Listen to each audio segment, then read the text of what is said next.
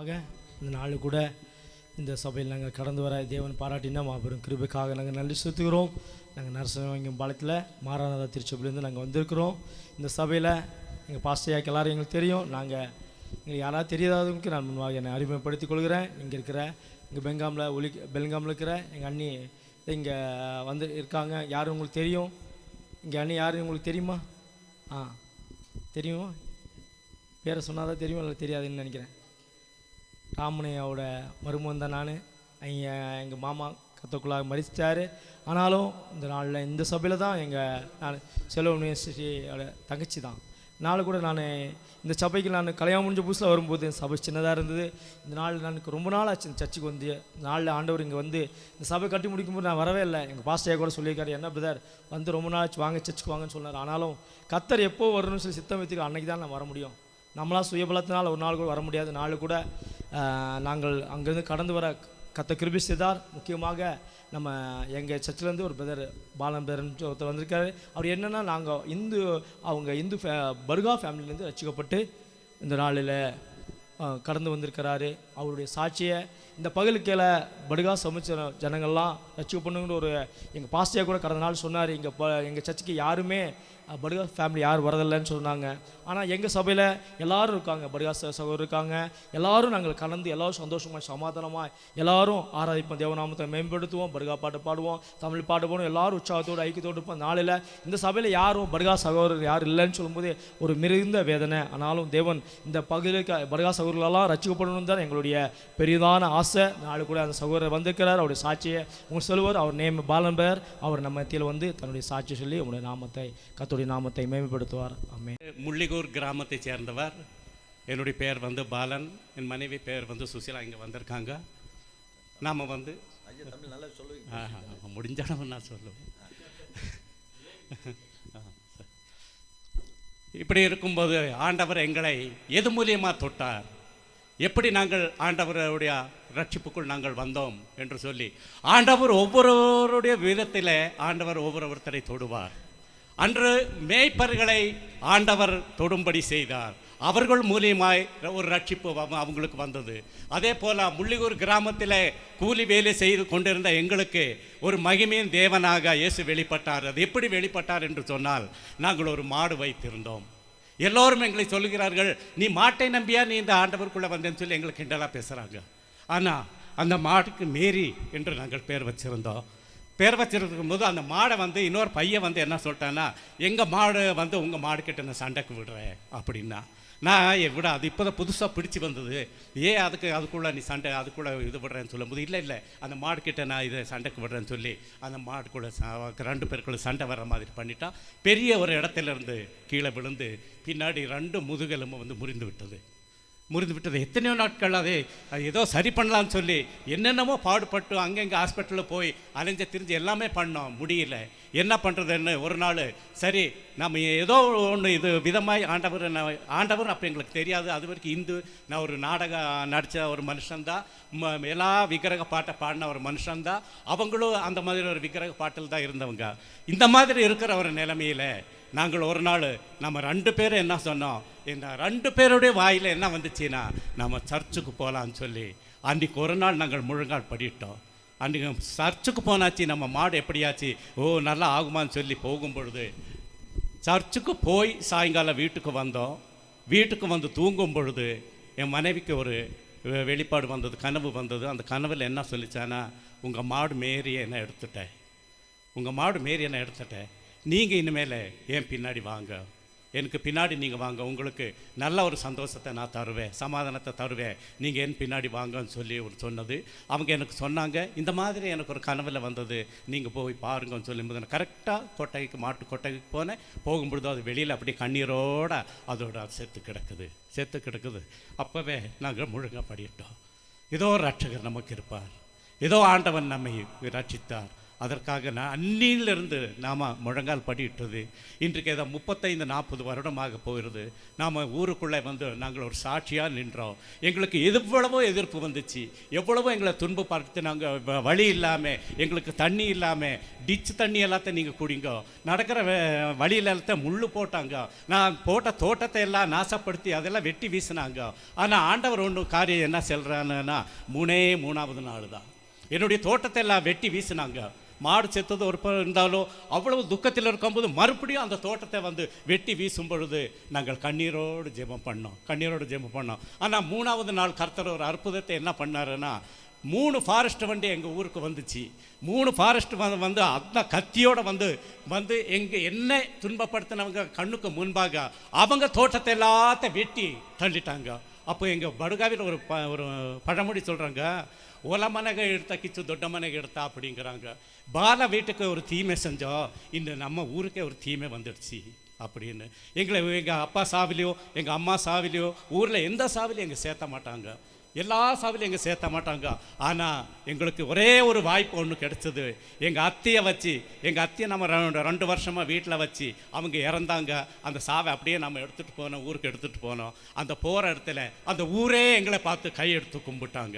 400 வீடுகள் இருக்குது. அந்த 400 வீட்டில் இருக்கிற அத்தனை பேர் வந்து எங்களை கையெடுத்து கும்பிட்டு, பலா உங்களை இயேசு கிறிஸ்து நம்புறான்னு சொல்லி உங்களை கிண்டல் பண்ணணும், எல்லாம் பண்ணணும். ஆனால் நீ ஒரு பெரிய காரியத்தை நீ செய்துட்ட, நீ மகிமைப்படுத்திட்ட, அதற்காக நன்றின்னு சொல்லி அந்த சாவு எடுக்கிற மட்டும் எங்களை அந்த வீட்டில் அந்த இடத்துலேருந்து வெளியே தள்ளாமல் இருந்தாங்க. எங்கள் அப்பா சாவுக்கு வர சொல்ல, எங்கள் அம்மா சாவுக்கு வர சொல்ல, ஆனால் இந்த அத்தையை சாவுக்கு கொடுக்கப்போ எங்களை அந்த அளவுக்கு ஒரு பெரிய காரியத்தை செஞ்சார். அந்த ஊரில் ஒரு சாட்சியாக இன்னும் இப்போ போல் அந்த 400 வீட்டிலே போய் காப்பி தண்ணி எல்லாமே குடிச்சிட்டு சாப்பாடு சாப்பிட்டு நம்ம வருவோம். அந்த அளவுக்கு தேவன் மகிமைப்படுத்தினார்.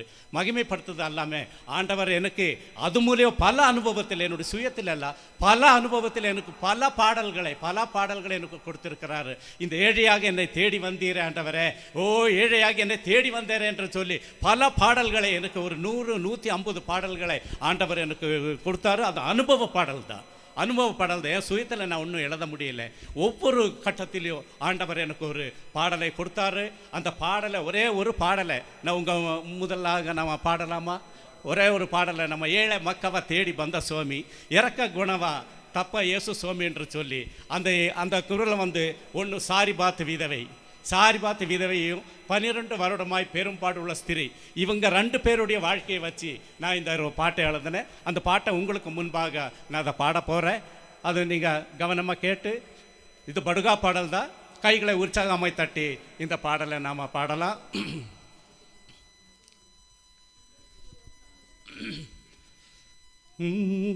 ஏழை மக்கவா தேடி ಬಂದ சுவாமி,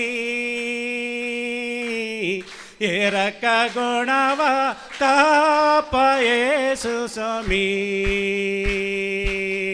ஏழை மக்கவா தேடி ಬಂದ சுவாமி,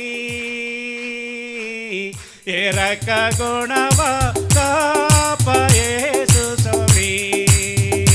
ನಿನ್ನ ಮಹಿಮೆ ಎಂದು ದೊಡ್ಡದು, ನಿನ್ನ ಕಿರುಬೆ ಎಂದು ದೊಡ್ಡದು, ನಿನ್ನ ಕವರು ಎಂದು ದೊಡ್ಡದು, ನಿನ್ನ ಕರುಣೆ ಎಂದು ದೊಡ್ಡದು, ನಿನ್ನ ಮಹಿಮೆ ಎಂದು ದೊಡ್ಡದು, ನಿನ್ನ ಕಿರುಬೆ